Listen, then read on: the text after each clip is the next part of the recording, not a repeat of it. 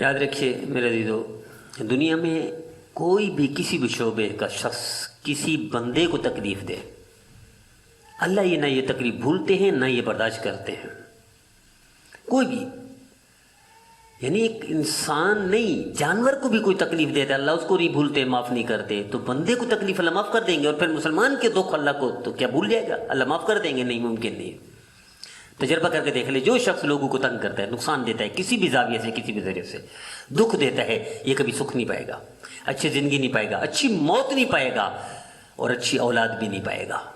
تجربہ کر کے میں کوئی مثال دیتا ہوں، یہاں کراچی میں بڑے مشہور ڈاکٹر تھے، ان کے پاس وہ ایمرجنسی میں ہوتے تھے، بڑا ہاسپٹل تھا، بڑے ڈاکٹر مشہور، جو بھی جاتا تو سب سے پہلے کہتے میری فیس طے کرو کہ اتنا دو گے۔ 20-25 سال پہلے کی بات ہے، 50,000 60,000۔ اب صاحب مریض تڑپ رہا ہے اور یہ یہاں سودا بازی میں کر رہے ہیں، پہلے 60,000 رکھو تو تبھی میں علاج شروع کروں گا، ورنہ دیکھتا بھی نہیں، جاؤ کہیں اور لے جاؤ۔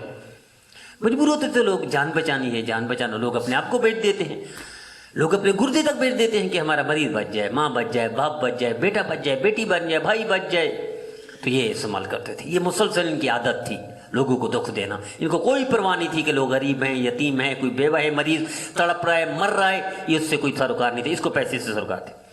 ایک دفعہ ایسا ہوا، ایک شخص آیا مریض لے کر، تو اس نے کہا ڈاکٹر صاحب ایک مریض ہے، میں مسافر ہوں، میں جا رہا تھا، مریض تڑپ رہا تھا، کوئی گاڑی اس کو مار کر چلی گئی تھی، یہ مر رہا تھا، میں یہاں ہوں، اس کا علاج شروع کریں تاکہ یہ بچ جائے۔ اس نے وہی عادت کے مطابق اس نے کہا پہلے طے کرو۔ اس نے کہا بھائی میرا کوئی تعلق نہیں مریض سے، مریض مر رہا تھا، تڑپ رہا تھا، انسانیت پر ہمدردی کی بنیاد پر میں اس کو لے کر آئی ہوں، میرا کوئی تعلق نہیں ہے۔ اس نے کہا نہیں میں پھر نہیں کرتا۔ خیر اس نے بھی بھائی مر رہا ہے، نوجوان ہے، حسین بچہ ہے، خدا کے لیے اس کی جان بچاؤ، چلو میں کرتا ہوں، میں اپنی گاڑی بیچ دیتا ہوں، میں تو کوئی جا رہا تھا لیکن گاڑی تاکہ بندہ بچ جائے، انسان بچ جائے، مسلمان بچ جائے، اس کی قیمت ہے۔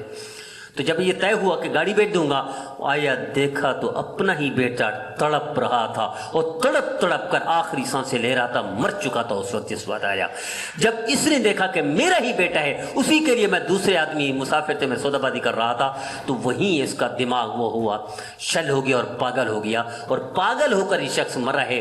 زندگی بھر کی کمائی لوگوں نے کھائی، جس کے لیے کمائی بیٹے کے لیے، وہ سامنے تڑپ کر مر گیا، خود پاگل ہو کر مرا، اور عبرت کا سامان ہم تجربہ کر کے دیکھ لیں۔ جو شخص انسانیت کو نقصان پہنچاتا ہے، اس کو یہ دائمی سکھ نصیب نہیں ہو سکتا، چند سال ہو سکتا ہے، اللہ بھولتا نہیں ہے، نہ اللہ معاف کرتا ہے، اللہ عبرت بنا کے چھوڑتا ہے اور کتے کی موت مار کے چھوڑتا ہے۔ تو میرے عزیزو توبہ کر لیں، آج کے بعد ہم دکھ نہ دیں، کسی کو تکلیف نہ دیں، اور خصوصاً بلیک میل نہ کریں۔